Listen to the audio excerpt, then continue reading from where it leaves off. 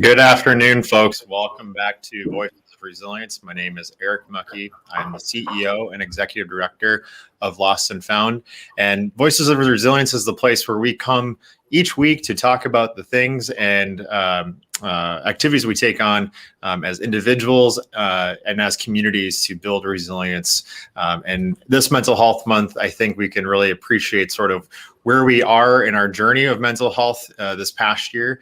We've been through a lot, and I'm really excited to be back with you here today with a guest from here in Sioux Falls that I think will add a perspective we haven't really talked about here on Voices of Resilience, which is men's mental health. So this month, what you'll see is sort of a theme for our Voices of Resilience guests is exactly what I just mentioned, which is Mental Health Month, and really trying to dive into topics and areas of mental health that may not always get a ton of attention or may not be talked about as frequently as we probably need to, considering circumstances. So one thing we'll share here today and throughout the next month is a new Let's Talk About Mental Health guide that Lost&Found has recently launched. We'll share a link here in the feed so you're able to access that, but just simply stay tuned to Facebook. We'll be sharing a series of videos as well as links back to the guide for your use. So encourage you to check that out. Make sure you're making use of it. As always, I want to be sure to introduce our sponsors for today and for every week in Voices of Resilience,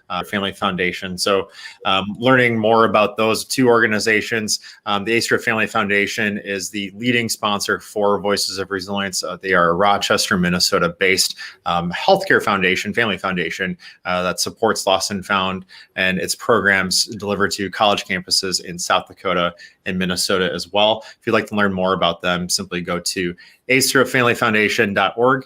You can learn more about the work that they do to improve faith, family, and healthcare in our region. Another sponsor for today is American Bank and Trust.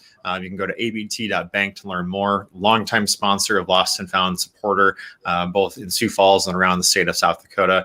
You can learn more by going to abt.bank.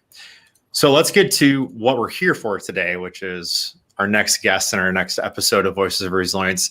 This week, we're talking about men's mental health. Men, it's time to own our mental health. And so this Mental Health Month, Chef Nicholas Skajewski, get to do that in a little bit, so make sure we're pronouncing this correctly, will talk us through sort of the experience he's had working in behavioral health as a chef, but also just generally the experiences he's had experiencing mental health conditions and also seeking treatment for those as a man. And so learning more about Chef Nicholas has been involved in the culinary industry for over 8 years. He doesn't have any plan to stop anytime soon, so you'll see his name pretty frequently in the Sioux Falls region for years to come. He has a passion for culinary ingenuity and being on the forefront of all things technology. That's why we're here today. When Nicholas is not enjoying a hobby, he can be found creating custom menus and meals for private clients, catering events from intimate in-home dinners to celebrating wedding receptions, teaching cooking classes, mentoring culinary students, and constantly researching and refining his craft. Needless to say, he's a very busy guy. We're very fortunate to have him here today. Nicholas enjoys time with his wife and 3 daughters camping, playing, and exploring. And he gets to join us here today on Voices of Resilience. So, Chef Nick, thanks for joining us. Yeah. Thanks, Eric. Good to see everybody. So every week, what we start off with is just sort of the hats we wear. And I know that you wear many. So can you tell me about some of the hats that you wear?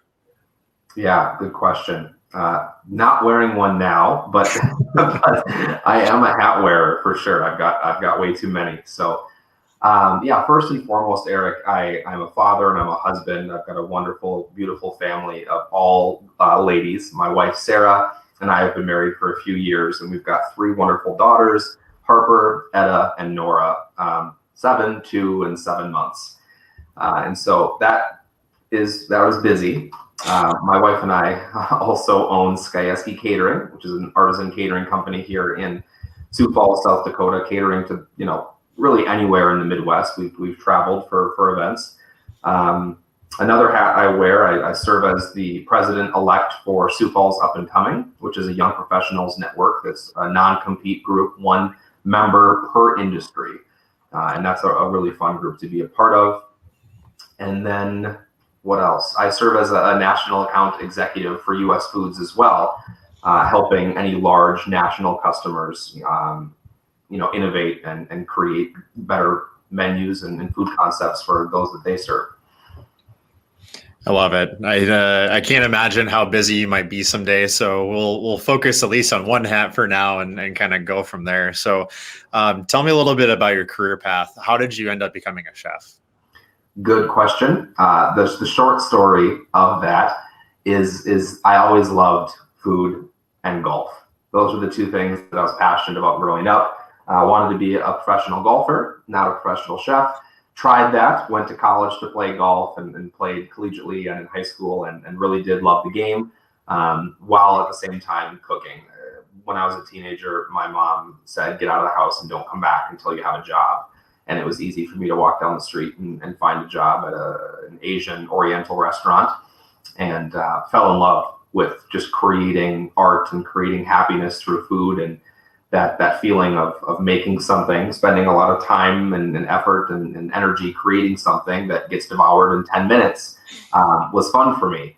And really just seeing those emotions run through the person's face, the guest's face as they were eating it, which really all of that led to this catering company that we created a couple years ago, because I've worked in all aspects of the industry, Eric. I've done fine dining, local mom and pop, hotels, hospitals, everything, basically everything except for education, right? I have not been a chef at a school system.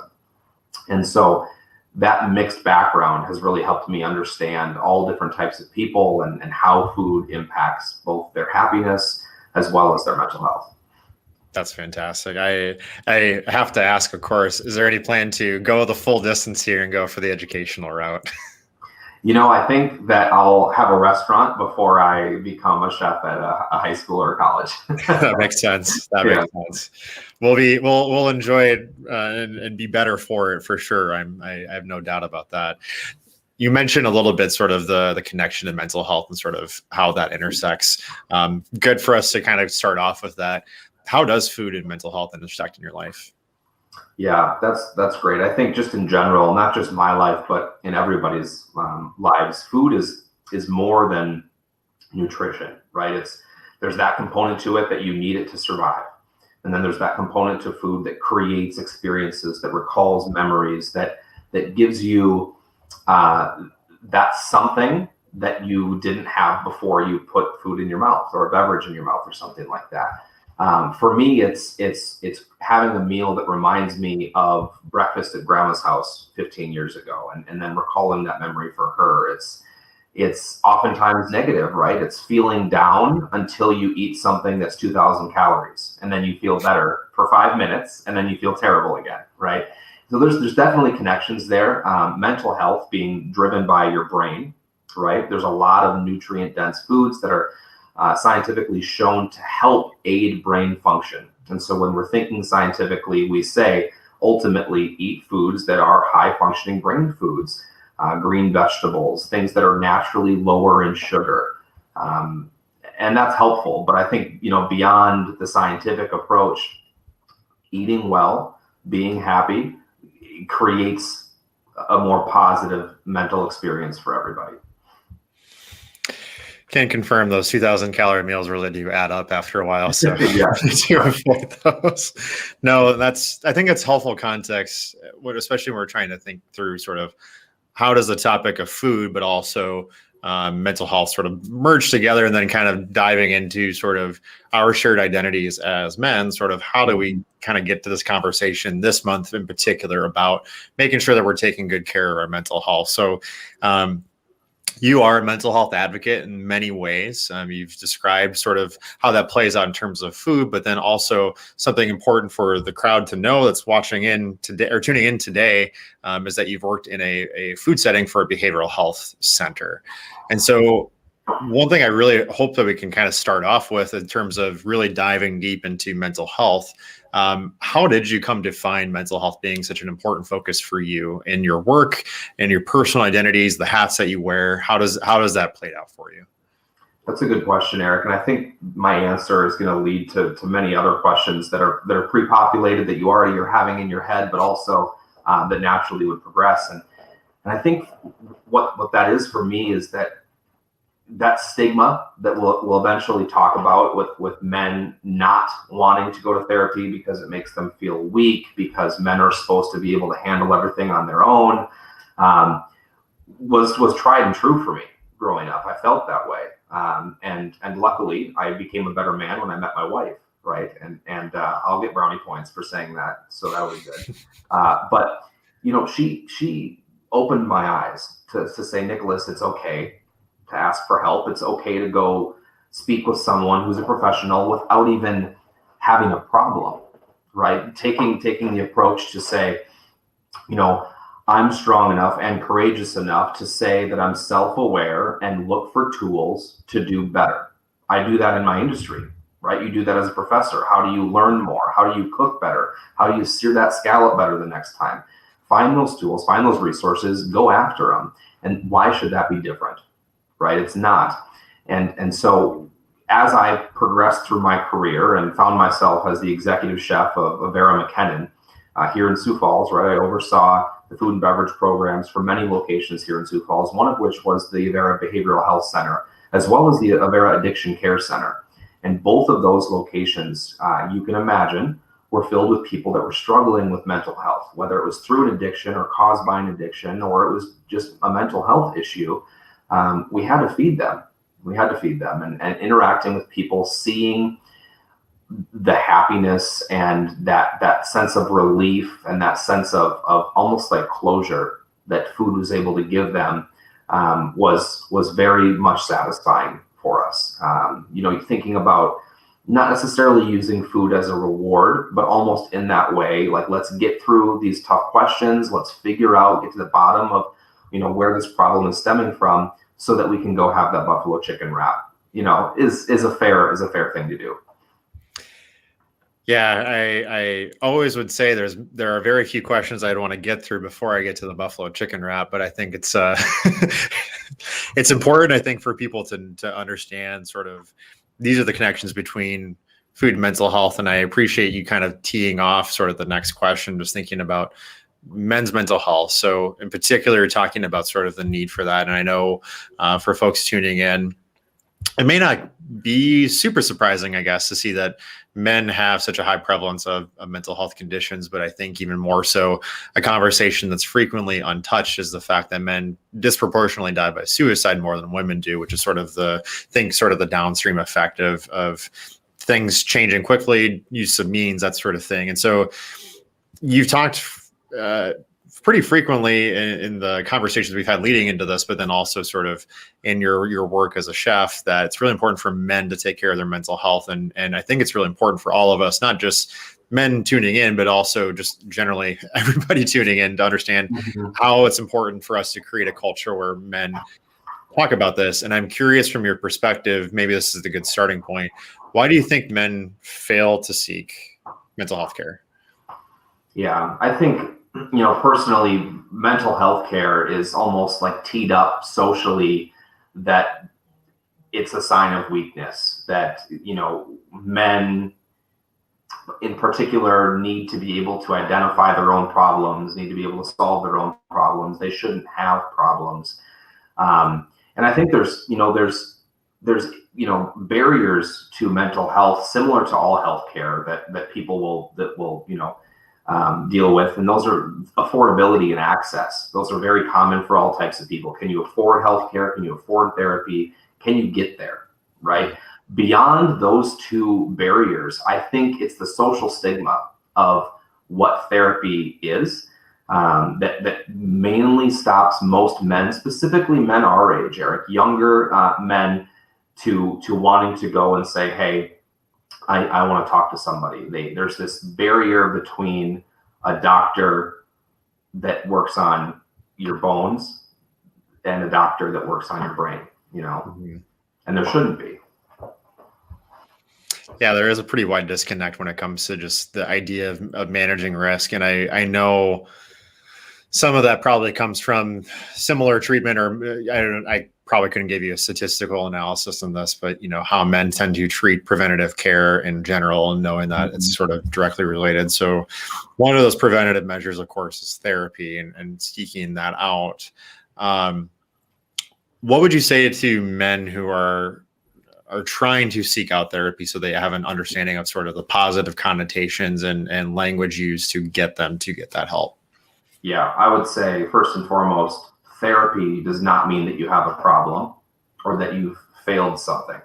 Therapy is a tool, therapy is a safe space to identify how you can be healthier, right? Normalizing the conversation about therapy is the tool we need to fix the stigma, right? Compassion, openness, being able to have the conversations that are tough, that breeds more of that, right? Me being open and talking about therapy in a space like this is not going to make more men say, I don't want to do that, right? It's going to make more men say, well, if he can do it, yeah, I'll do it too. I think maybe it's okay to try that. And that's what we're hoping for, right? That's that barrier that by having these conversations, we can try to knock down and saying that it's okay to have a conversation about yourself. It's okay to be self-aware and try to do better. On that note, when you're talking about sort of self-awareness, I want to say, I think where you're coming from with that is spot on. If we're able to talk about it, there's a much higher likelihood that we're going to be able to say, oh, we can identify that and we can see that. That's really important. The other sort of coin that I'm thinking about here, the other side of it is what is it that will really draw and attract somebody to your own story that will get them to seek help? So I have to ask on your end, sort of what has that journey looked like for you to go and seek mental health resources? Yeah, I think for me, people will identify the group of people that I'm looking to impact is the young male that is 35 or under, that has people that have went, knows people, is in relationships with people that have been to therapy, but they've never quite taken that jump themselves. And I want them to hear me say there doesn't need to be a reason, right? I need them to know that there doesn't need to be an if this then that scenario to why they need to ask for help. Preventative care is important. We've conditioned men, society has conditioned men in particular to view emotions as almost feminine, right? Mm-hmm. And that's not true. By that standard, cooking is feminine. And that's how I make a living. That's how I support my wife and my kids and beyond, is making food. And there's a history, right, of shaming men for being emotional and expressing those emotions. And I think that's the barrier. And so how do we get young people to think, hey, it's okay, I'll raise my hand, I will go ask that question. My journey, started transparently, Eric, when I had a DUI when I was younger. I made a bad decision and I got behind the wheel of a vehicle while I was drinking, and it was court mandated for me to go see a therapist. And I thought, this is negative. I have to go talk to someone. I'm being forced to do it. And it was amazing. I got to have an open conversation with somebody and got to be transparent, and I didn't feel judged. And it was an awesome conversation that gave me tools that had nothing to do with drinking and driving, because that was just a mistake I made and I didn't make that again. But I got to have conversations with her that were mind altering in such positive ways. And that got me hooked, and then again, like I mentioned earlier, my wife being a big fan of therapy was helpful as well. I got to start engaging in couples therapy with her, and not because we had an issue or a problem, but just because we wanted to better our relationship, better our communication skills, better our transparency. And those are things that are common desires, both with you and your students, you and your coworkers, me and my coworkers, my chefs. Transparency and communication is huge. And so why not, flex that muscle per se. Yeah, that's a fantastic point. I don't know that I've ever heard somebody really go that deep in terms of articulating the transparency element of this. I think it might go unstated, especially for men who may not feel like they can actually bear what they're trying to say. That's a really important point. I am curious too, thinking through that journey and thinking of where you've arrived now. Obviously, you arrived at therapy in a way that is unpleasant, not something you typically may want to share with somebody, but also something that was almost more or less forced upon you in terms of consequences of a decision. Mm-hmm. I am curious in that process, though, as you've gone through time, has it gotten easier to talk about? How have people responded to your journey and sort of how you've navigated your mental health? Yeah, I think, what I think about when you ask that question is saying something that catches people off guard. Hi, I'm Nicholas Skajewski and I go to therapy. It makes people uncomfortable. Transparently, my oldest daughter was recently diagnosed with kidney cancer, and she treats that like a badge of honor. Hi, my name's Harper. I have kidney cancer. Adults don't know how to respond to that. We hear that and we start thinking about what we think kidney cancer means for a young child, but she doesn't have that mental capacity to start thinking about things from such a negative perspective, right? She's survived the last 18 months in a pandemic. And so it's just another illness to her. It's a commonality to be sick, which is inspiring as her parent to see that, because, you want to be strong. Mm-hmm. But I think just being open and being able to have those conversations, because really what matters, right, is what's right here, how I feel and what my intentions are and what my goals and desires are for my family and myself. And if I say something that you don't like, does that impact me? No, it doesn't impact me at all. You can not like anything I say, and that's fine with me, right? But it's when I start thinking that I am less happy or less of a man or less successful because of what Eric thinks. That's where the problem lies, right? And so being able to say, I enjoy therapy. I enjoy speaking with my counselor a couple times a month. I enjoy having those conversations and sharing the excitings, the ups, the downs, everything in between.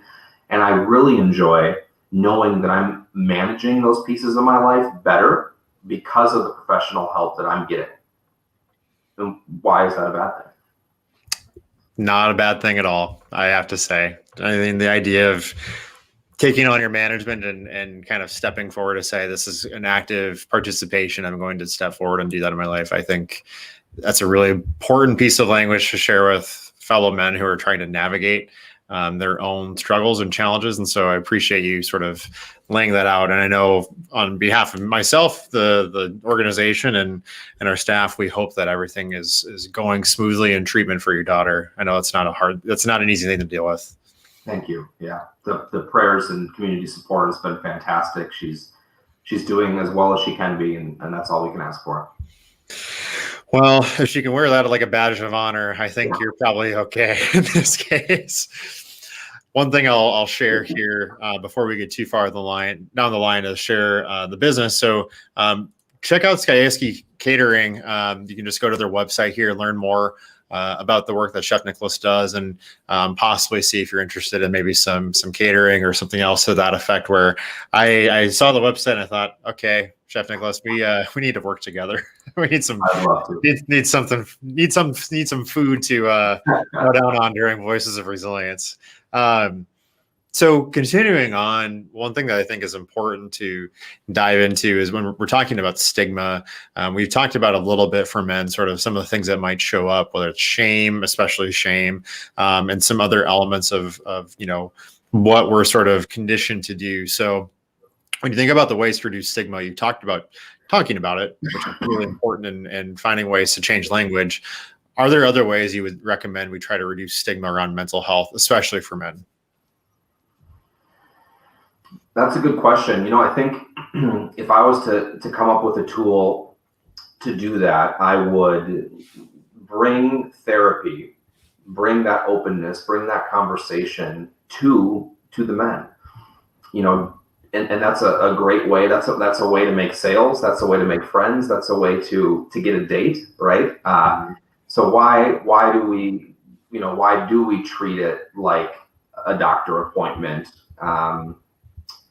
So is there a way to do that better? And so I think about that openly, thinking, well, what if the therapy came to the bar? What if we met for a couple beers and just had an open conversation and got to know each other a little bit better with a therapist, and it was almost like a group setting.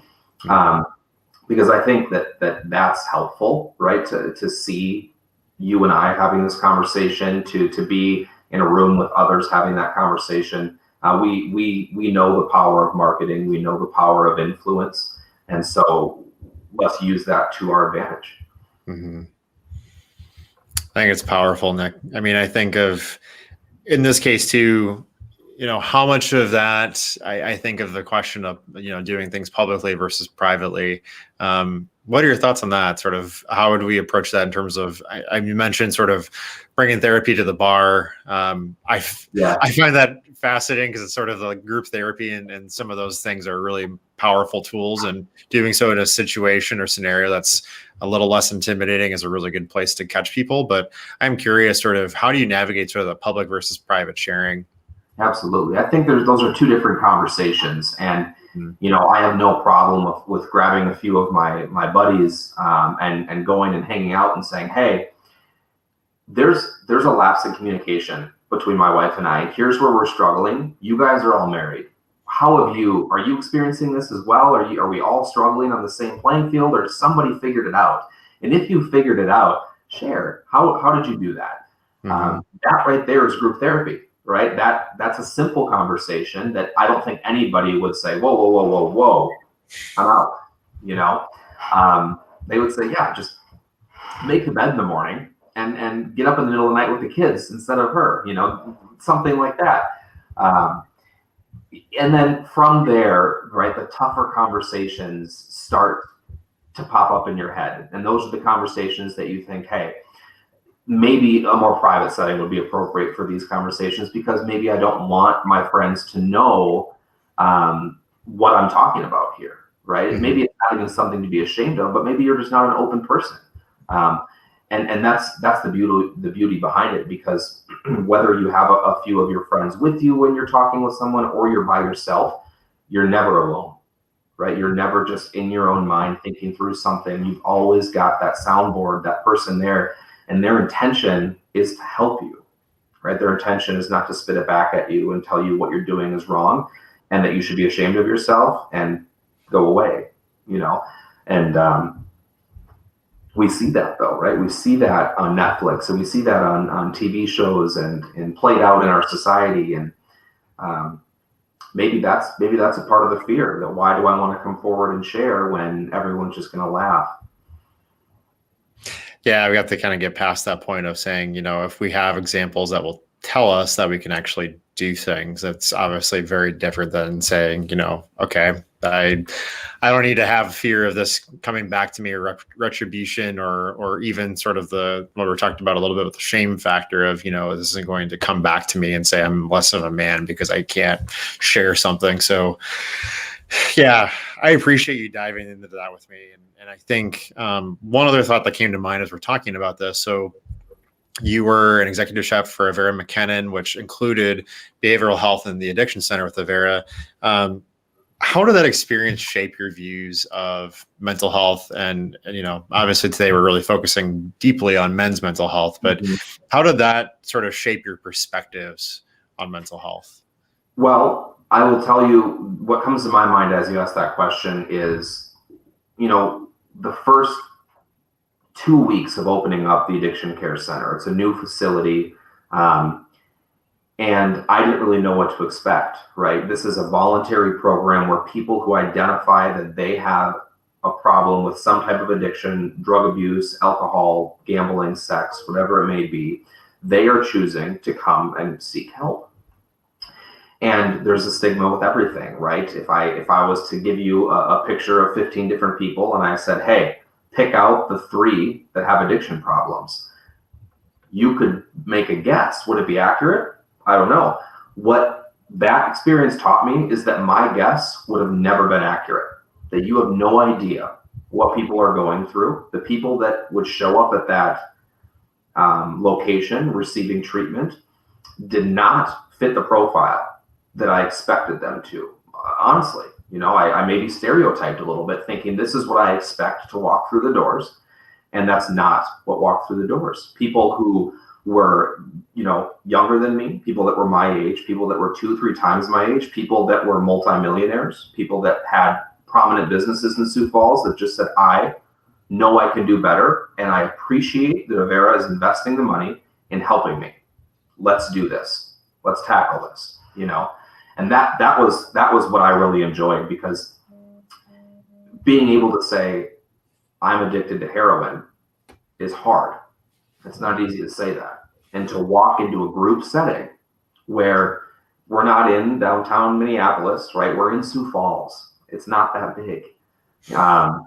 People know each other. And so that was really cool to see those patients come forward and say, I desire assistance. I know that I can get it here, and I'm committing myself to putting in the work so I can do better.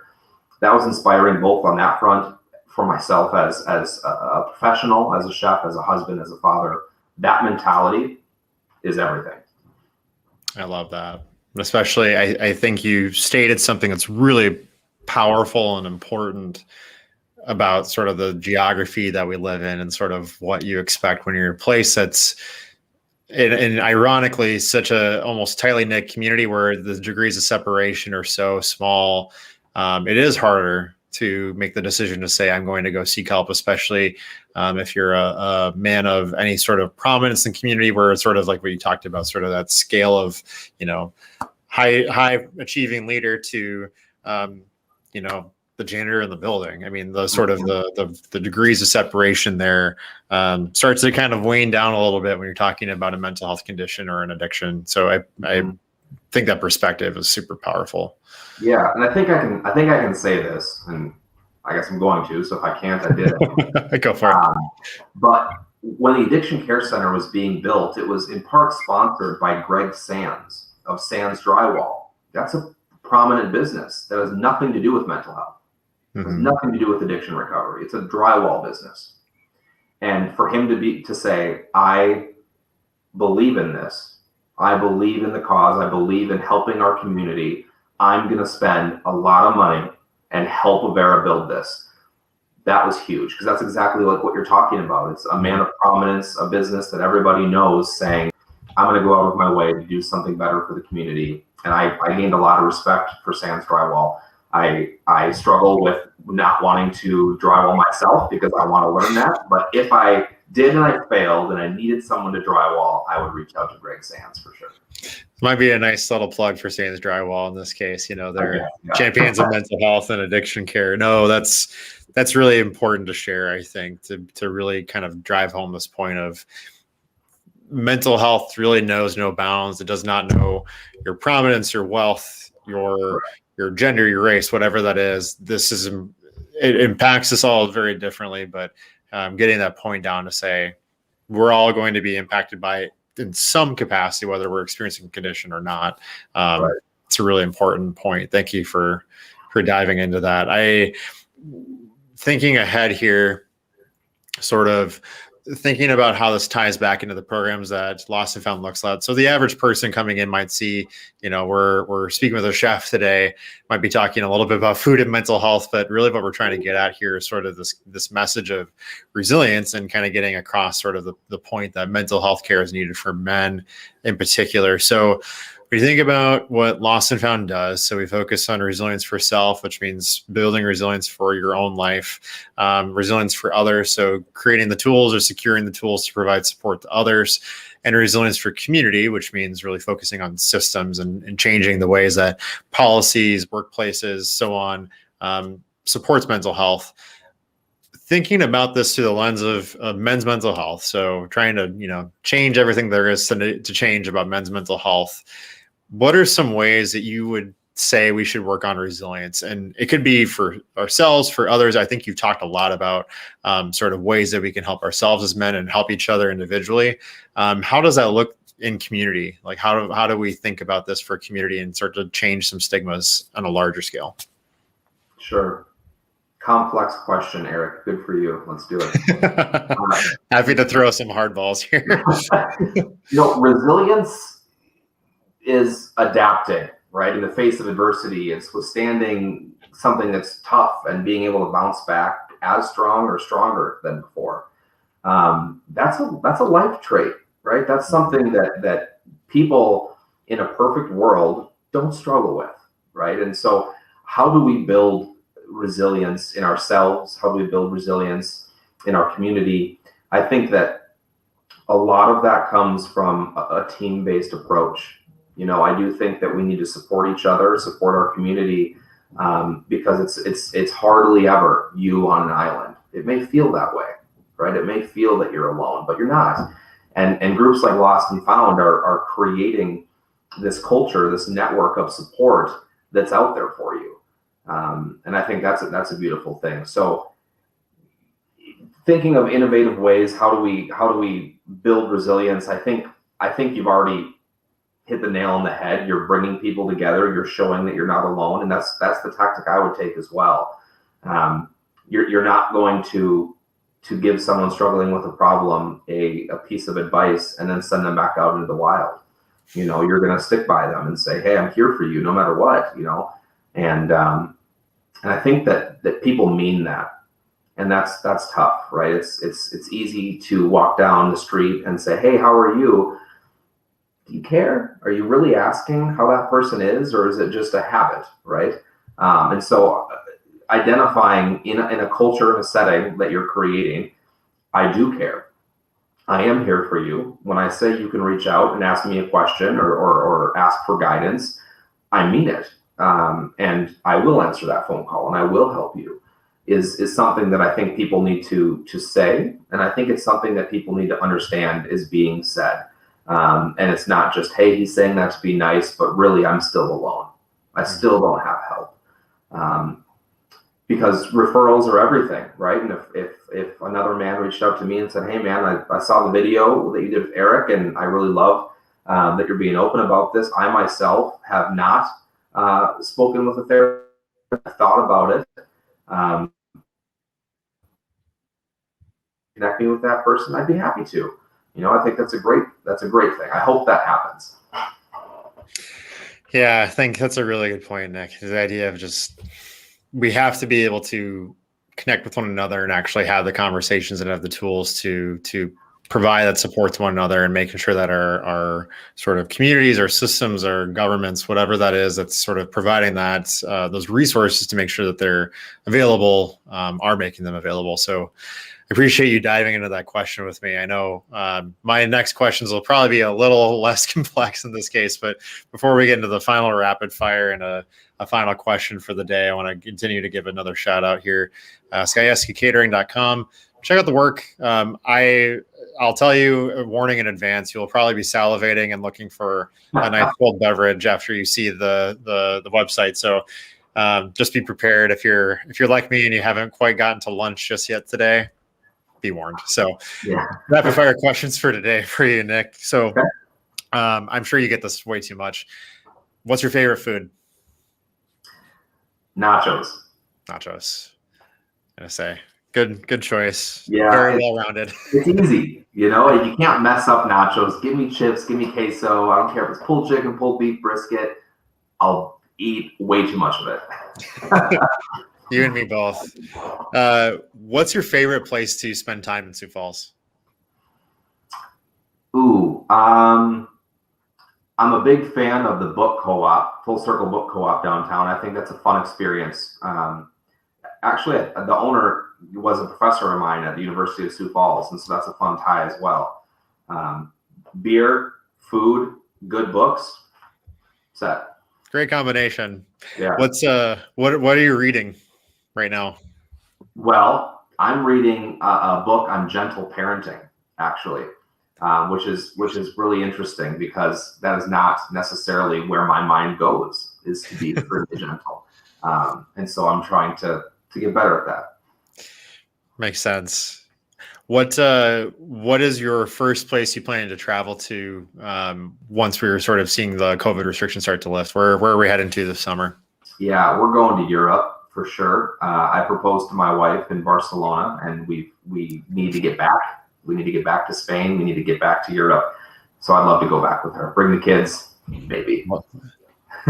Hopefully. Yeah. Last rapid fire for you. What's one song somebody should be listening to today? Ooh, okay. This is an interesting question. So there's an artist called Black Bear, and there's a song he has called Smile Again. You got to listen to it. It's a nice kind of R&B, hip hop, slower song. And I love the message that it sends. And it's that you need to smile again. Things are going to be okay. You'll get through it.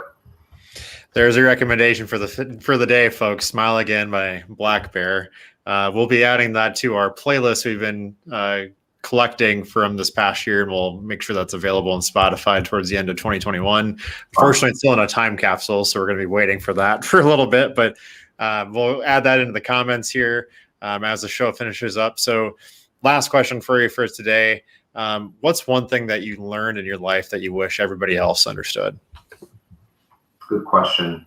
I think the message of resilience is huge. The message that through adversity, through some of the moments where you feel like you're not going to survive this, it's the toughest thing you've ever had to go through. Knowing somehow, recalling this message that it is going to be okay, that you will get through it, is something that people need to remember. I only recently was able to get that locked in my brain to where through really countless struggles that we've endured over the past couple of years, I've been able to recall that hope, that hopefulness, that sense of positivity that we are going to get through this. And why?